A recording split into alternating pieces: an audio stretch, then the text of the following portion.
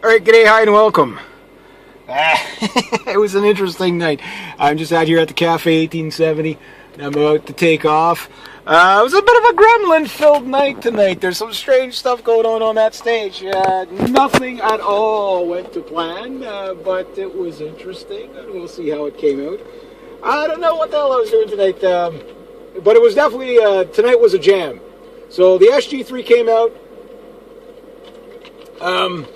My little crate amp wasn't so fond of all that electricity on the stage there, and I was getting a lot of buzz and hums, but I realized it was just that this car's got a lot of dents in it. Maybe I better watch out for that one. But it was like,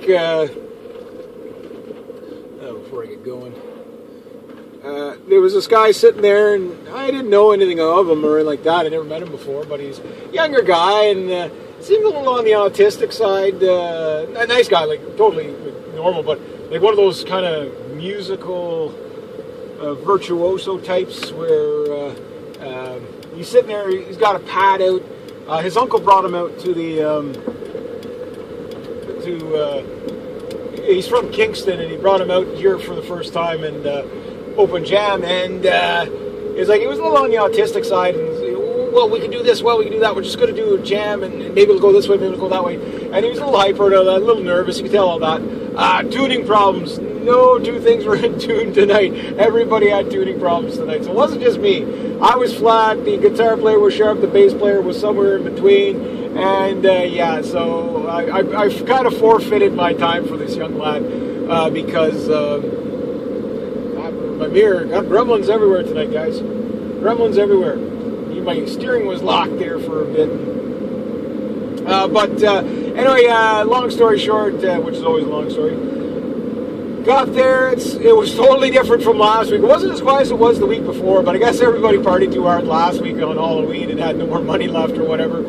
So it was a really quiet night, which this kind of worked out in my favor, because the songs I had, even though they were ballads, they were probably going to be a little bit too raunchy. However, there were 4 men on stage tonight. I was one of them. And it kind of strangely fell together as a strange kind of jam that kind of went into kind of things that we didn't know what we were doing. Somebody asked, what key are you in? I said, all of them.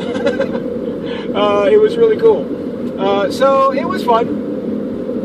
Completely improvised jam. I didn't really know what this kid was doing. He's like, well, we're going to do this chord progression, then we're going to do this chord progression, and we're going to go here, and then we're going to go there, and it just kind of went all over the place. And that's cool, that's fine, you know, like I like stuff like that. I was kind of practicing the KISS method, keep it simple, stupid. So it's like, rather than getting too fancy, what I did is just kind of did more of like a BB King, kind of hang on one note for a little while, trying to figure out what he was doing. It was easy stuff he was playing, but he was changing it up from now and then. And, I couldn't really hear the bass that well. My guitar, the buzzing was because I had the tone too loud. I didn't experience that last week, but I wasn't playing through my amp last week. But that little amp, well, boy, I guess it is getting old, you know. So it's fine in the room, but when it's on stage with other equipment, it has this tendency to buzz real loud, and it was driving everybody nuts. It's like, can you turn that off? It's like, you know, while we were tuning it up or whatever. And I just, I know what happened. So I had the tone up full, so that's where all the buzzing was coming from. It was just a weird, and then the host, Phil, he had to replace a freaking XLR jack halfway his guitar. There was a stage gremlins out there tonight, but it was still a really good night. Girl I went to school with, Beth, and she was out there tonight belting out some, she did some Elvis tonight. It was really, really cool. She did Love Me Tender. It was really, really nice the way she did that. Intergalactic Space Hippie, he was actually probably the main performance of the night. The most enjoyed the night, strangely enough. As crazy as he is, he brought his game tonight. He got off the stage in 12 minutes. Yeah, I think we were up there quite long, but there was a very small list tonight. This kid went up, named Eric. I went up with him. The idea was simple. It's like, okay, I'll go up, I'll jam with him, I'll stay on the stage, and I'll do my 3 songs right after. But by the time we got tuned, I'm sure we were up there like a half an hour tuning, but again, there was nobody behind us, so it was like, we kind of closed down the place, but it was a bit of a crowd. People enjoyed it anyway. So it turned in from a Pink Floyd thing to like a Mexican jam thing. I really don't know what happened there. I'll watch the footage and just see where it went. It's kind of like, well, that's definitely an improvised jam. There was hooting and hollering in the microphone. I have no idea what they were singing. But it got very El Toro very quick, and then it went to Pink Floyd, then it went to some... I don't know what happened. I don't know what happened, guys. I can't answer. That's a jam, then. That's a jam. That's a jam. But you can tell the kid was nervous. I don't know, maybe that was his first time on stage or something. I didn't ask him. I should have. But he seemed like really eccentric. Maybe not autistic, but eccentric. Kind of like too smart for his own good. Oh, well, we can do this. Oh, we can do that. And he was talking about all kinds of stuff. He's like, "Do you want to do Sultans and Swing?" I said, "I haven't played it in years. I'd love to do that. That's a great song." But I couldn't remember what it was in. So he was asking me, "What do you think?" It's in a minor, but I can't remember. I said, it starts off in A minor or D minor. I don't remember. So we didn't do that one.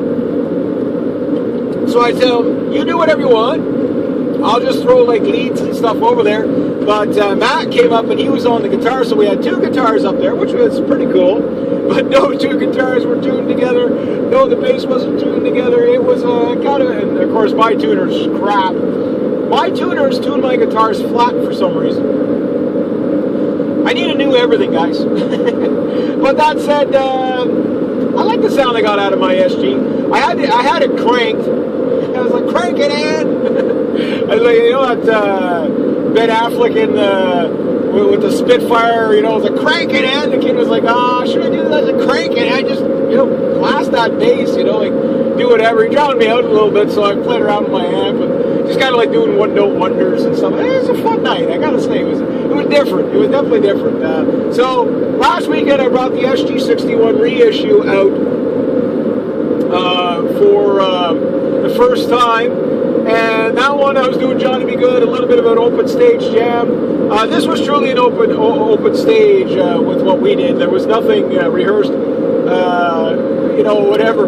But it was cool. The guy that about a week or so or 2 weeks ago, who was on stage, he has the same Ibanez as I have, only his is yellow AAL-10 or whatever, tobacco burst or whatever it is. Mine's a blue one. And he jumped up on drums. And it's funny, the kid lost his pick. He's like, "Anybody got a pick?" And the guy pulls out. It's like, "Yeah," somebody in the audience yelled, "Imagine that, yeah, the drummer is the guy with the guitar pick." It was just fun. It was just fun. I was kind of glad it was a quiet night because I don't think we could have... I'm glad this guy got to play. Had there been a more packed night, we probably would have had, sorry guys, you'll have to come up later, you know what I mean? And I don't like that when that happens, where it's like you just can't pull it together. But we kind of pulled it together-ish. It was sloppy. It was kind of all over the place. What are we doing? I don't know. Just go with it. Hit a key. Let's see what happens. It's like, but that's when unrehearsed stuff happens. It's like, the only problem when it's unrehearsed like that is you don't really get to showcase your abilities. And again, I'm not saying the kid couldn't play or anything like that. No, he could play. I asked him, because his uncle told me, "Oh, this kid's like a genius on the piano." So I asked him, "Do you think in terms of piano? If you're a musician, you'll understand what I mean. Like, do you think in terms of bass? Do you think in terms of piano? Do you think in terms of guitar? Whenever there's a song. For me, if I play a mandolin, I'm thinking in upside down guitar. You know what I mean? But I'm still thinking guitar. How does violin translate to the guitar? You know what I mean? Or the guitar translate to the violin? Everything, all my roots of music come off of, even if I'm playing a harmonica, how does that relate to the guitar? So him, it's piano. So he thinks in terms of piano. So it's okay, I'm going to get an idea of what he's not... You'll always know when somebody thinks in terms of bass because it gets pretty funky when it does. But he did good. He did good. Like he was a little all over the place at first, a little nervous, whatever. But he held it. He kind of knew what he was. He was doing his best. He was doing really good, and it made it a little bit tricky for me, even though he was only doing 4 chords and stuff like that. Whatever, it made it a little tricky for me to get a real good drive going, because I was in tune just enough to do leads, but not in tune enough to really blast out some heavy chords. Although at the end, when we were doing the E, Matt really brought in the driving acoustic, which I was able to kind of double back on that so I could make a little bit more noise. But I tried a couple of chords. I'm like, oh man, we're still out, and we're not going to spend 45 minutes tuning. You know what I mean? Tuning on stage, for some reason, like, you can tune a guitar by yourself in like 15 seconds, but when you're on stage, it seems like it takes forever. I don't know why it is. Maybe it did. Maybe we're just 5 minutes over. I don't know. But at the end of the day, it just always feels like you're I hate tuning on stage. Now I was almost ready to say, okay, well, I'll let you guys play and whatever. But I was like, oh, or I'll just do whittly diddlies while I won't be doing any rhythms or anything as such, just because I didn't want to, I wanted to make sure this kid had a chance. You know what I mean? And I'm a kid, maybe a 20-year-old, whatever. So a kid to me, but it looked like he was having the time of his life. You could tell he was fired up, and that's what I really like to see in a jam night, is when somebody does that. I mean, he's going to be talking about this for weeks. You know what I mean? How much he enjoyed this and everything like that. And I enjoyed it. It was a good showcase for my SG3. Not exactly according to plan, but fun nonetheless. That said, that's the kind of bit of double-edged sword / hand grenade you're playing with when you bring out just an electric. You can always get away with the acoustic at a jam night, but you can't always get away with an electric. But somehow, it actually worked out better for me, because had I done my songs, it probably would have been a little bit too high-strung for the night, even though they were technically ballads. So, strangely enough, this actually worked out better. The open jam worked out better than the 3 songs I had practiced. So, strangely enough, the gremlins were there, with my buzzing amp, and all I had to do was turn down the tone control, got rid of all the buzzing. Could be my SG too. I mean, this guitar is 13 years old, so they do start to hum and buzz when you get around a lot of electrical power boards and stuff like that. Just is what it is, Just is what it is. The amp, I think, was humming too. I mean, it's old equipment, right? But it sounded okay once I dialed the buzz out of it. Hey, Matt said to me, "Oh, you turned the buzz button?" I said, "Yeah." I said, "Believe it or not, it has one." I said, "Oh, okay, I fixed this. Don't worry about it." But the problem is, when you kill all your tone, you don't cut through as easy. So it made it a little bit trickier. But it was good. The stage volume was okay. I mean, I did have to crank it, but it was good. It was good. And so I was just doing like whittly diddlies and stuff like that until I kind of figured out what he was trying to do. Again, he was a little, he wasn't all over the place. I can't say he was all over the place. He was doing a specific thing, but I didn't know where he was going to go. Like, okay, well, you're doing that, okay. And I was trying to get a bit of a drive. I was waiting for Matt to kick in the drive a bit more with the acoustic, and I was just going to keep doing the leads. But I just kept doing like riffs, like just little power riffs and stuff like that. But it worked. It worked for what it was. Was lots of fun, a little bit chaotic, a little bit. When I say stage gremlins show up in the form of like busting a string, busting 2 strings on the same guitar, that kind of thing. Shorting out microphones, shorting out Phil's guitar. I've never seen that thing short out ever, and tonight he was just having so much trouble with it. Now, mind you, the gremlin could be the PA system saying, "I'm Greg's girl." You know what I mean? What are you doing touching me? This, that's Greg's PA system. And Greg wasn't there tonight, so maybe that it was a bit of that. It's like, okay, maybe it's, like there's the quirks and quirks of the PA system. It's like PAs might be sensitive. Oh, don't do a little rap. Don't do. Oh, shit.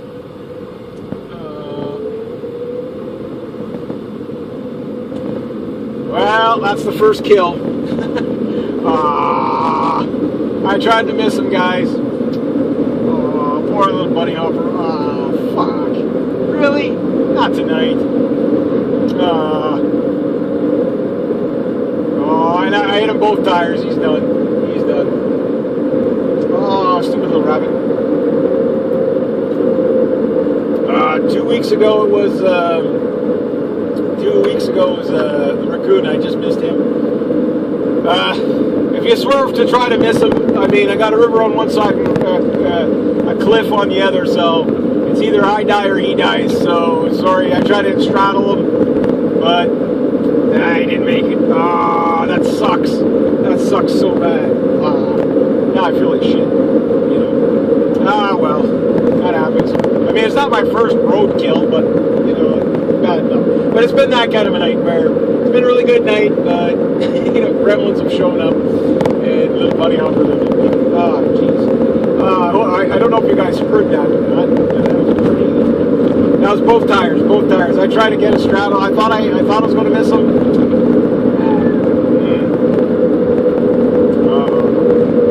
But it is what it is. Anyway, if you could kind of just discard that, we'll get back to the jam night thing. Hopefully that's the last little bugger that runs out tonight. That little sucker just started out of nowhere. You can't even break from that. But anyway, yeah, so gremlins on the stage, apparently gremlins on the highway. What a strange night it's been. Like, I mean, on the way here, everybody's driving like a fool. Must be a full moon on the other side of the clouds or something. Amp buzzed and hummed like crazy, like I said, so I kind of took care of that. I knocked my camera over like 5 times. It was just kind of a weird night that way.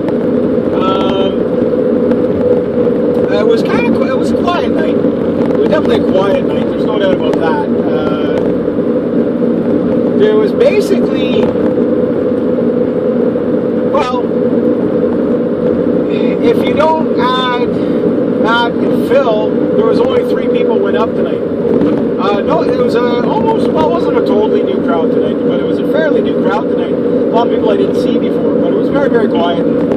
By the time we were done jamming, the tables were, the chairs were starting to go up on the tables, so I was like, okay, yeah, they're going to lock her down. But it was like 11:30 when I left. Last week, I mean, it was so crazy last week. I mean, it was, last week would have been, I did bring out electric guitar last week. No, my SG3 wasn't tuned. The problem was, you know, I tuned it to my tuner, but for whatever reason, my guitars, that's the problem with cheap tuners. And a little tip that I've said to people before, if you're going to tune, everybody use the same tuner. They're not all calibrated exactly the same. 440 isn't always 440, you know what I mean? So I have one tuner, my pitch pipes, always tune me about a half step sharp. My actual digital tuner, which is, God, that thing's probably about 25 years old. That's the second one I've owned. That sucker is usually about a half step low, so you're in E flat all the time, right? And again, the problem is like, okay, well, I tuned to the bass, and then the bass was a little bit out, and then the acoustic was way out. So I was like, oh, okay, well, okay, so the acoustic and I tuned, and then the bass kind of came in after. And that probably chewed up a better part of the 15 minutes, which I forfeited it as my time. I was hoping to stay on stage, but I was just like, no, it looks like they're going to close it down. I mean, we're getting late anyway, and that was like just kind of one of those things where it's like, you know, like, okay, well, it was a fun jam. It was technically like 3 songs kind of in one jam-ish kind of thing. I don't know how long, well, I'll see on the GoPro how long we were actually up there, but again, it kind of went all over the place. I'm thinking it's going to be okay. I mean, I don't think it's going to be spectacular, but it's going to be okay. It wasn't like 2 weeks ago with that open jam. Again, that one worked out really well. One nice thing about using the house guitar is that it's all set up when you get there. But the only thing is you're not familiar with that guitar. The thing about you know, like my guitars, they're always in tune, but what are they tuned to, right? So when I get there, it's kind of like, well, do you have a tuner? Can I use your tuner? Is that what you tune to? If that's what you're tuned to, can I use your tuner to tune my guitar? Just so when I get on stage, we're not out, you know, too badly. So we got it close. You know, enough that I could pull it into tune, just doing one-liner, riffs and stuff. But it wasn't that far out though. It was close enough. I mean, it'd be a little bit wavy. It'll definitely be a little bit wavy on the GoPro, I think. But then again, it's hard to tell. Like sometimes on the GoPro, because I'm on stage, I know every note that I miss. And I can't say all the notes were accounted for tonight. You know what I mean? So I know every note I miss. Not only do I know every note I miss, but I know when I miss timing or I miss this or I miss that. Tonight the timing was actually not too bad. The timing was fine. The groove was kind of cool. I was trying to bring the groove up a bit. But again, without being able to really lay into some really good juicy chords that were well in tune enough. I think my B string went out a little bit as well. It was one of those things that, okay, well, I'll just stick with the widdly diddlies and the riffs. The acoustic, he was starting to bring in a nice drive once he figured out what was going on. Yeah, he started bringing in a nice drive, but by that time the song was going into something else, and it's like it was kind of like, okay, well, now we're doing this, now we're doing this, and it was all written on paper. He wrote the chord progressions on paper. Here's 4 chords. Here's what we're gonna do. I'm like, okay, well, that's the first song, and I guess I'll do Widdly Diddlies. We'll jam it out. But then halfway through the songs, he's like, okay, go to these chords now. And it's another 4 chords. So, okay, well, it takes a few seconds to kind of jump onto what he's doing, and then he started semi-singing. It was just it was a loose jam. He was saying, did a little bit of a Third Eye Blind thing, and I don't know what song it was. A little bit of Pink Floyd. I recognized the Pink Floyd thing that he was doing. I think it was Dark Side of the Moon or something like that. Yeah, and so I just started doing whittlies on that. It sounded kind of cool. I thought it sounded good. It's just by the time I realized what he was playing, it was like, okay, well, I know the song doesn't go that way at all, but again, I couldn't lay into the chords, right? Because of being slightly out of tune or whatever. Not horribly out of tune, but it was a quick tuning. We'll just say it was a quick tuning. It was tuned by gremlins. We'll just say that. So, not bad for what we did. I was really happy when, I can't remember the guy's name, jumped up on the little snare drum and whatever and started putting some beats in. I really pulled things together pretty cool. So, we had bass, 2 guitars, and an electric up there. So that was cool. That was cool. Where everybody was tonight, I don't know, but that kind of worked out in our favor. One nice thing about when it's quiet like that, sometimes you get a little extra time on the stage. The other thing that works out better when it's quiet like that is the idea that it's like you're not as rushed for time. You know what I mean? Because if you have a whole bunch of people there, you're not going to spend 15 minutes tuning and then play your 15 minutes. Like, oh, okay, guys, you're too out. You'll have to come up later, or switch guitars or whatever.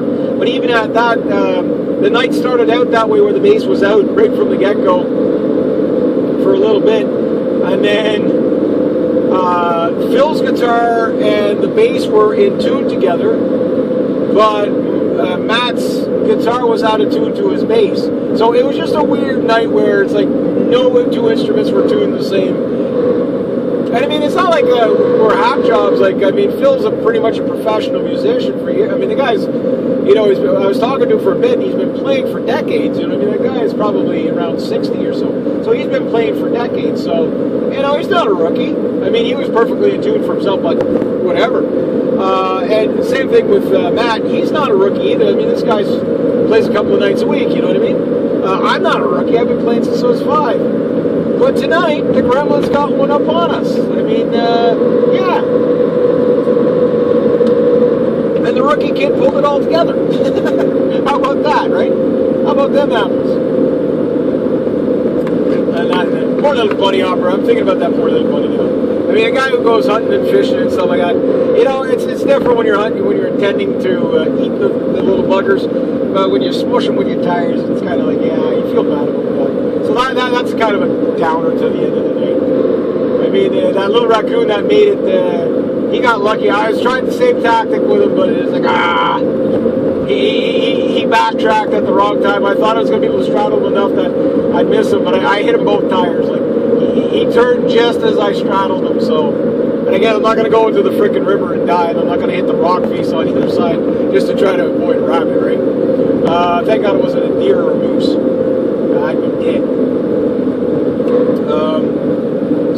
let's say a little prayer for that poor little rabbit. But yeah, but as far as my SG3, I may have to pull it apart and do some ground wiring on that sucker. It does hum and buzz a bit, I know that. But maybe, you know, and that is, if you buy a Gibson, something you need to know about a Gibson, especially if you have single-poled pickups. Now, technically all pickups are four-wired, but a classic 57 are basically wired up as a single pole. And that's okay, they usually are hum canceling. But they go microphonic over a while. I don't know why this is. It's just the way they're made, and that does usually lead to a lot of, you know, unnecessary feedback, which I wasn't getting feedback tonight at all. In fact, I wasn't getting enough feedback. I was kind of like, yeah, I want a little bit more raunch on this thing. But it's also, yeah, because when I rewired it years ago, some of that shielding and the grounding and the shielding might need to be replaced. You know, I do have a bypass on the pots, so my tone and volume are bypassed truly, which means it's basically the pickups are, all three of them are wired to my coil tap switch, and then from the coil tap switch directly to the toggle switch, and from the toggle switch directly to the output jack, which gives you a lot of output, don't get me wrong. You get the pure tone of the pickups, but you have less grounding and shielding and no capacitors there to take off any of the buzz. So you have to work it out on the amp, usually by taking down the tone control a bit. It doesn't hum as bad as a single coil, but when the tone's all the way up on the amp, it does. On that amp, it does. And I caught it later on, like, why is it buzzing so much? Like, okay, I know you get some staged buzzing because of all the power cords and all the other, you know, power appliances beside it. But then it's like, oh, okay, I got the tone up too high. So that's what happened there. That said, I'll bring out that amp again. It did okay. With the tone all the way down, yeah, it could have probably been mic'd, but it didn't really need to be. It cut through enough. We tried to side wash the amp, put it to the side of the, you know, it was a quick setup, so it just kind of, it fell where it did. Side washing the amp means the amp is not facing the audience directly. Sometimes that works out to your favor, but most of the time works out to your favor because you have the sound coming back to you a little better, and it doesn't overcut through onto the audience to the point where it's just blasting everybody's face off. For example, if you have like a Hot Rod Deluxe or DeMille or even the Fender Junior, those amps you're best off to you know, face the speaker towards the wall, you know, just to take off, to wash out some of the drive, or else you'll just be blowing people's faces off, right? And you don't have to worry about volume with those ones. But yeah, it was pretty good. It was a good mix sound-wise. It could have been a little bit better. Here's what it was. I think people enjoyed it. It wasn't spectacular, but it definitely wasn't bad. It was just, it was a shaky start. And that kind of stresses people out a bit whenever, but I've experienced this before. It's like, okay, go up, okay, well, none of us are in tune together. It's just not going to happen tonight, guys. But for this kid, I wanted to make sure, you know, it seemed like he really, really, really wanted to be there. And I was just like, I'm glad we were able to pull it off. So, you know, hats off to Matt for being patient enough to help tune, get the thing pulled into tune, enough to get the job done. You know, enough to get the job done. It just was what it was. But a nice improvised jam. It didn't sound like we've been playing together for 20 years from my ears, but I don't think it sounded bad. You know, it just, where was it going? Where was it starting? Where did it end? How did it know? You know, it was one of those things. Very interesting no matter how you look at it. Very enjoyable. Love these jam nights. You know, it's more of an open stage than it is a jam night. Like, you go up well rehearsed. A lot of these guys go up well rehearsed. They've jammed together before. I mean, I'm the newbie on the block as far as jamming with all these guys. So again, you play a different style. You don't know how it's going to come out.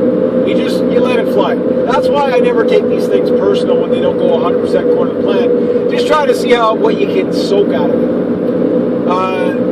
The thing you're more worried about is the audience going to like it or are they not going to like it? Give it your best. And 9 times out of the 10, like I told the kid, if you don't know what you're doing, pretend you know what you're doing. Just make more noise. Just make more noise. Just fill in the sound, Chances are people will enjoy it anyway. It was different. It was definitely different. There's no doubt about that. There's no way to really explain what it was, it was. It was a was. This is what we did. So debut for the SG3. Maybe not quite as spectacular as it was for the SG61 reissue. But the SG61 reissue, when I brought it out, I was a little sloppy on that one too. Again, you go on stage with people you've never jammed before. It can, things come out how they're going to come out pretty raw. But they might come out good enough. And last week I thought it actually came out good enough. It wasn't quite as tight as the week before with that kind of Ted Nugent kind of jam thing that I did. That thing always goes off really well, but the musicians that were on the stage were a little more seasoned. Whereas, again, for this kid, he wasn't as seasoned, but he pulled it together really well for what he did. Now, mind you, if he would have been sitting in front of a piano, chances are it would have went spectacular. Why? Because that's his instrument, right? So this kid doesn't even really play bass. He just understands music. So you gotta hand it to him for that. That's pretty good. Bass is slightly easier to play than a guitar in some ways, but if you're not familiar with bass, you can get lost on there even if there's only 4 strings. You know what I mean? It's kind of cool to see a music theory nut just kind of make things work. And then he transitioned to the guitar for a little bit, and that went okay. And then he transitioned back to the bass. He was kind of all over the place. He just didn't play the drums, that's all, or my electric bits. But it was cool. It was very cool. So what was it? It was a was. The night of the Gremlins showed up, and we played it a was. So that in itself is a jam. That is not the most spectacular jam, but a fun jam. We couldn't really get the drive going the way we wanted. But near the end, it turned into like a Viva la Spagnola kind of, I think that's Mixolydian mode or whatever. I do that mode fairly well. It was like E flat A minor, pretty much the primary makeup of pretty much every South American song. And the only thing we were missing was an F chord. You know what I mean? If you would have thrown an F chord in there, we would have got El Toro going. Or Meliquania. We would have got the Meliquania going. That was weird. Just a little spurt of snow came there.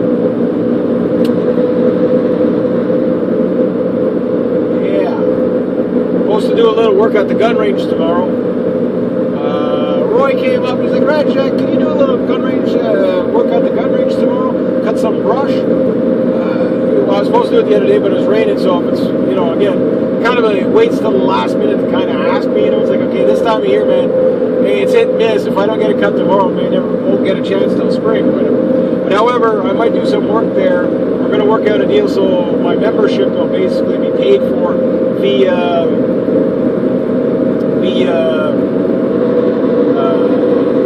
labor, right? So not a free gun range membership that I'm going to get, but I'm going to work it off, so that'd be kind of cool. Next week, should I bring out the Flying V? I'd like to. I want to. But I know if I bring out the Flying V and just play by myself, unless there's a jam, it's almost impossible to predict whether I'll be in tune with these guys or not. It seems like I just can't. My tuners are, well, the thing is you'd say, well, Reg, you knew you were half a step low. So next week, just 2.5 a step low, you'll be dead on, or half a step up, and you'll be dead on. Not necessarily. Why? Because the bass was we don't know which guitar was dead on. We don't know if the bass was dead on and the two guitars were out, or if the acoustic guitar was dead on and the bass and the guitar, the electric guitar were out. I don't know. We didn't use a tuner. There was no point in whipping out the tuner at that point. It was kind of like, we're on stage, it's go time, let's see what happens, right? And that's what happened. So, with the Lockheed Floyd Rose system, you cannot quickly tune that guitar. If you are not 100% in when you go on stage with a Floyd Rose system, this is why I moved away from the Floyd Rose system in a long time ago. The only guy I could really be able to do anything with might be a drummer. So, depending on who's going on the stage, I might hold off the Flying V for a little while and go back to the acoustic. But I really want to showcase the Flying V just for the sake of it. Why? Because it's going to be fun. But I did get to use distortion tonight. But, was it Phil said, oh, can you turn down the distortion? I said, no, it's on the clean channel. When I hit the distortion, the guitar gets a pretty dark sound. That's the thing about an SG, is that you can overdrive them so easy, right? And it is what it is. Like, they're such a hard driving guitar. They're a rock guitar, but you can play, they're a good lead guitar, they're a good rhythm guitar, but they're a full sounding, like the Les Pauls. They bring the Gibson growl to the stage, you know what I mean? So it would be kind of cool to have myself a Telecaster or a Stratocaster, preferably a Telecaster. I think they're just slightly nicer sounding guitars. I've always liked the sound of a Telecaster. That's a good jam night guitar because it's not too heavy, unless it's a real heavy jam night. But I might have to transition, hold off the Flying V for now, unless I know it's going to be a lively week. I'm not going to bring out two guitars. It's just a little bit too cumbersome to do that. Once the weather gets really cold, I'll probably leave all my guitars at home and just use there, because it's so hard on these instruments, the hot, cold, the hot, cold. It doesn't do well, you know what I mean? Like, it really doesn't work well when you have a lot of fluctuation in temperature for your guitars. You end up with a warped neck, you end up with... my SG3 is a pretty heavy built guitar, but I remember my Hammer Diablo, although it had a really thin neck, it did warp over time. Now, mind you, there's a lot of things that happened to make that neck warp, but gigging in the wintertime really did it. Gigging in the extreme heat in the summertime really did it. So I'd rather beat up the house guitar than mine, right? But it's nice to showcase these guitars, so, but these are the guitars I don't want to bring out unless I'm getting paid, you know what I mean? Oh, somebody smacked. That was a skunk that somebody hit.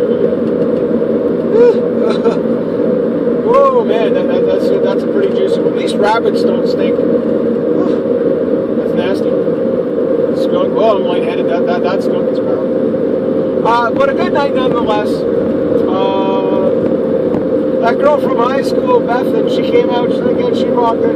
She didn't rock it, but she was like, she sings very well. She's more of a jazz style musician, whatever, mellow stuff, right? But she did phenomenally well. Great voice. The lady has a great voice. Everybody had a good time. I think everybody had a good time. We were the raunchy guys of the night, no doubt about that. It was just fun. It was just interesting. Stage gremlins and all. It's a part of it. It's different. And again, a new soundman, fill-in soundman, all that stuff. Yeah, sometimes things just happen. But I think it went very well tonight, except for all the stage gremlins. Again, Phil's guitar started shorting out, and they had to change the patch cable. And, you know what I mean? Like, where did that come from? You know what I mean? It's like, that never happens. Yeah, it was just kind of strange night. A good night, but a strange night. But I look forward to next week. Hopefully I can keep doing this before the weather gets too bad. I think at some point, I definitely, obviously, like I've been saying, I'm going to have to find a new jam night and places to play. But I need more funding to do it. The gas money to get there and back. I basically put $20 of gas in, and I don't spend $20 buy 2 or 3 drinks, Pepsis or Coca-Colas, whatever it is. I know not the healthiest of things, but I don't drink any beer or like that when I'm out. Not on this highway. And it's a habit that I'm not going to say, well, I'm just going to have one. Because one turns into 10 very quickly over time. Well, I had one. 2 will be fine. Next thing you know, you're driving drunk and stuff like that. Not something I want to do. There's no reason to be doing that anyway. My drug is the playing live anyway, so I really enjoy it. It's fun to just jump on stage, see what happens too. Definitely a unique kind of experience like that. It just would have been nice if we would have been a little bit more, slightly more in tune. But nobody's fault. I mean, it happens. But should you get the problem is that when you bring your own instruments, like I say, they might be slightly out of tune from the house instruments. People tend to tune up during the night, where you tend to gradually go sharp. Every band does this. I don't know why. I mean, your guitar slightly goes out. Next thing you know, everybody's like, does a check. Oh, everybody's out. So come up the pitch, come up the pitch, come up the pitch. Then you know, by the end of the night, you go from the standard tuning up like almost a half step up. You know. Don't know why it is, but we always tend to tune up. You know, but it's how you properly tune a guitar. You drop the pitch and then you come up, right? So you always usually end up a little bit on the sharp side at the end of the night. But either way, a lot of fun. Can't wait to really showcase these Gibsons at some point. But that's going to be when I got a couple of guys to jam with. But this is also a great way, like I say, open jams are a great way to meet people that you may jam with in the future. I'll probably never see this guy again, but you can tell he wanted to go back up. You know what I mean? Like, oh yeah, well, we'll see if the list is like hardly anybody on it. I said, yeah, but they do close it down. Once I saw that, you know, like it was quiet enough night that they were going to close the bar early. So I'll be home early. That's good. But it was just like one of those things that, who knows, this could have been a guy that we jammed and it like just went so well that, hey, and lived close. Hey, guess what? You know, let's jump into a band together or something like that. Really rock it out, you know. Because that's one of the things, like with some of the musicians that go in there, they have a bit of an unfair advantage when they've jammed together, you know, they know each other's songs and so on. I mean, that's not a bad thing. Trust me, it makes for a great, entertaining night when you see people play that tight and stuff like that. That's always great. But it's also, you know, when you get somebody that comes in and, you know, they've never jammed with these people before. You know, I mean, like I still don't know the name of the drummer, you know what I mean? I only just learned the name of the bass player / guitar player. The guy's really good. He's really good. Cool guy to talk to.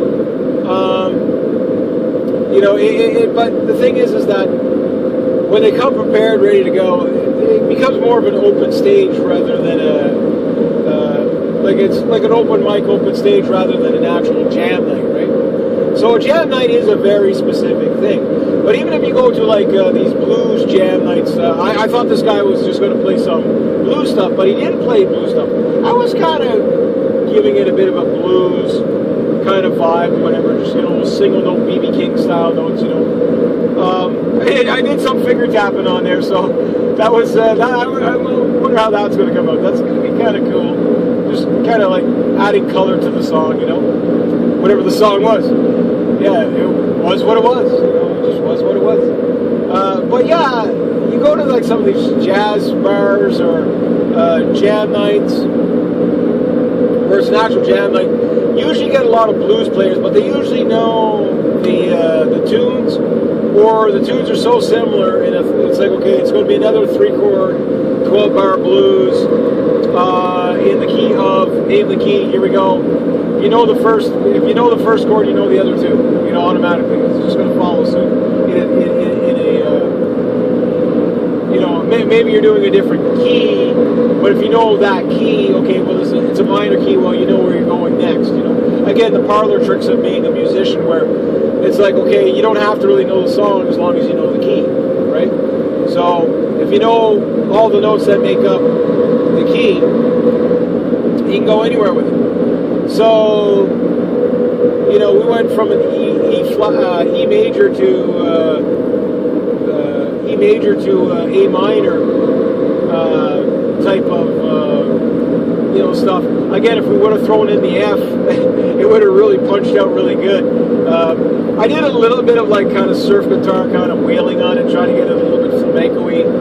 It kind of worked, kind of did, and I couldn't really just, like I said, I couldn't really get it ripping the way I wanted to, but the drive was getting there, so it was like, okay, well, just throw like, don't overdo it, don't overdo it, and see where it goes. And it was starting to pull together pretty good. And then of course there was the hoot and holler and the mic, add some color to it. But it's kind of one of those things. If you had that down, you would rock the place. You know what I mean? Like again, it almost turned into the Malagueña, which would have been really, really, really, really cool.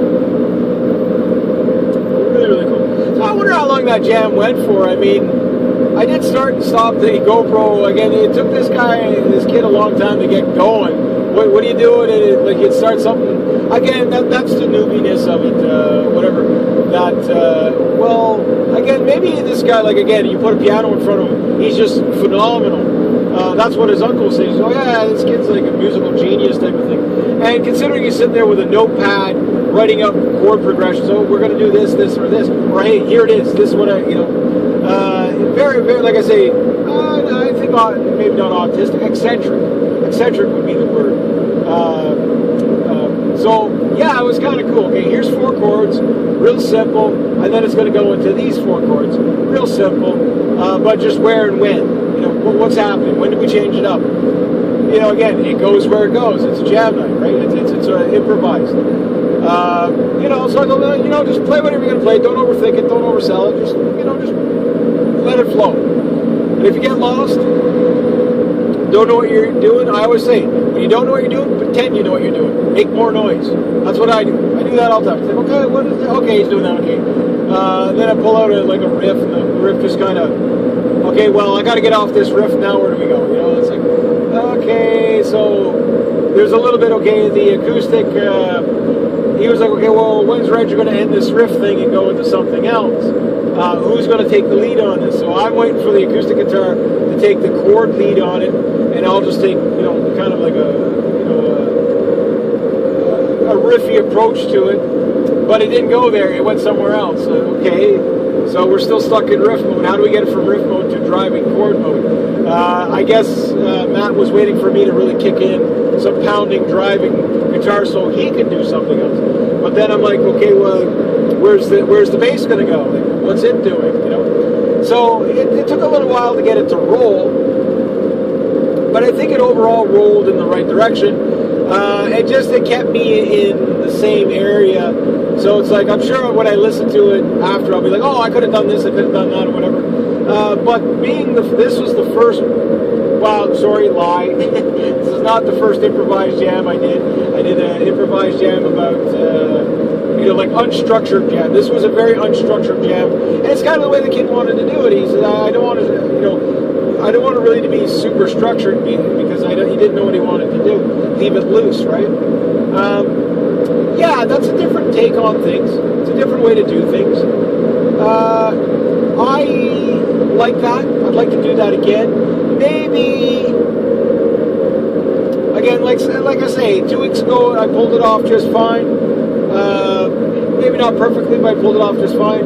Tonight, it was interesting. It wasn't bad, but it wasn't spectacular. Well, maybe I don't know. Maybe when I listen to it, I'll be like, holy shit, that was really good, actually. Maybe there's, I was expecting more out of it than what it was. Not in it, I'm disappointed. No, I wish I could have done a little bit more and could have got a little bit more drive in there, whatever. See where we could have taken it. But that would have taken more time. Is that a deer? No, it's okay. I don't hit more than one animal in the night, so yeah. Poor little bunny hopper. But anyway, yeah. So it's like it was a fun jam. I don't know if I'll ever see this guy again.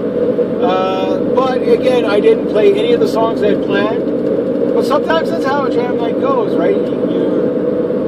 you're just following somebody else. I thought the way it was going to go was we're going to jump on stage, we'll be close enough in tune, maybe slightly out, but we were way out from each other. It was just we couldn't do anything. You know what I mean?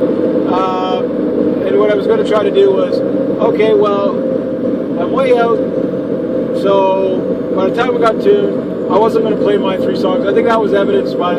I think I figured that out by the time we got going. It took a little while to get my amp out, hooked up. I thought it was just, okay, plug it in, turn it on, away I go, settings and everything. But no, I had to play around with it a bit. I mean, it's like, oh, why is this buzzing so loud? Okay, is it too close to the power? You get that too. You always get some sort of buzzing on stage. It's not like I don't have a ground plug or nothing on the amp. I think a lot of the buzzing was probably coming from the guitar. But I think it was, it obviously was the tone control was up too high, and that allows a lot of buzzing. Usually when I'm on stage, or even when I'm recording, I usually turn down my tone controls because they usually end up, but then you have to turn down the bass or else you get too muddy. But usually you get too much tone on there and it just buzzes like crazy. But anyway, I'm going to leave it at that. It was a fun night. Didn't go at all according to plan, to be honest with you, but in the good way, in definitely the good way. So yeah, there we go. So we'll see what happens next week. But I think I might go back to the acoustic next week and whatever, depending on the weather, whether I bring a guitar out or not. Maybe I'll just show up and play. Again, if it's really cold, I don't like to subject my guitar when I'm not getting paid. Obviously, my Gibsons, they don't come out unless, I trust this place enough that I can bring in a guitar like that, and nobody's going to harm it or steal it, or a drunk guy comes, just let me see your guitar, man. Just let me see. They start grabbing it or whatever, and I'm like, okay, well that's good and dandy, but if I'm able to keep doing this through the winter, I'll probably just use their house guitar, and if I'm lucky enough and the Telecaster's on stage, I will use the Telecaster. If I'm lucky enough and there's another guitar on stage, I will use it. When I was bringing out the violins, one nice thing about it is the violins are really small, right? So you can bring them out, but I think depending on the temperature next week, depends on and depending on who's going to be hosting.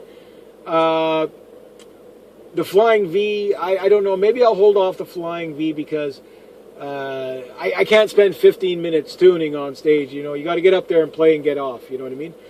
So maybe I'll just use the house guitar. If I'm doing the one-man band thing, it doesn't matter. But when I bring out the electric, like tonight was actually a bit of a blessing in disguise because I would have been way, way too raunchy, even with the ballads I picked. I found they would have been just too uppity for that. It was a calm night in the bar. You know what I mean? It wasn't meant to be rocking out like that. But that said, again, I was finger tapping, using distortion tonight, so I was going back and forth between clean and distortion and stuff like that. It got pretty drivey at the end there. So yeah, okay, we rocked out the night, and it worked. A nice showcase for the SG3. Maybe not perfect, but fun. And that's what it's all about, guys, is having the fun. If you can't have fun when you're doing this, do something else. But I'm glad that young lad had the time of. That's where I had fun. Okay, it's a little all over the place, but then it started pulling together, and it's like, okay, everybody's starting to get, okay, we know where we're going now. And then it was a real treat that, if I could think of his name there, jumping up on the drums, just to add a little bit more dynamic there and fill in the sound a bit more. That was a really nice touch. So we had bass, drums, guitar, complete improvisation. What more could you want? Gremlins and all. It was still a great night. I love doing this. I really love doing this. I'll leave it at that. So tonight was what it was night.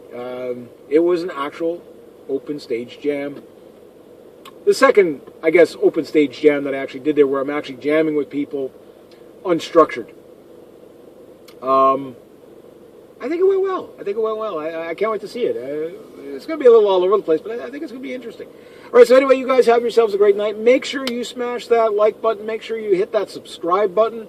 And again, you know, these long, drawn-out, dark videos, you can't see me, I know that annoys people. It's like talk radio. My goal with these is really to, you know, just kind of let you into the mindset of somebody who likes doing stuff like this. And, you know, there's enough bad things going on in the world that it's nice to actually sometimes, you know, get your mind off of it. And it's a bit of escapism, too, but it's also creativity. And that's one of the things I really want people to take away from this, is that I really want you guys to go out there and create something. Tonight we created something, and it will stay with us. It will stay, you know, as something that, oh, do you remember that time you and I did this jam, or walked on stage and this happened? You know, good, bad, ugly, whatever it was. You remember the night of the gremlins? You know, like, oh yeah, there's gremlins on the stage last night. Nobody's guitars were in tune with each other, and there's chords shorting out and amps buzzing, and, you know, nobody knew what they were doing, but yet it all fell together. Yeah, that's what these are about. This is about life. This is about socialization, meeting new people, and getting people to be inspired enough to do that for themselves. So rate, subscribe, share, comment, like, be true to yourselves, be true to others, always do the right thing. Have yourselves a great day, eh? Or night.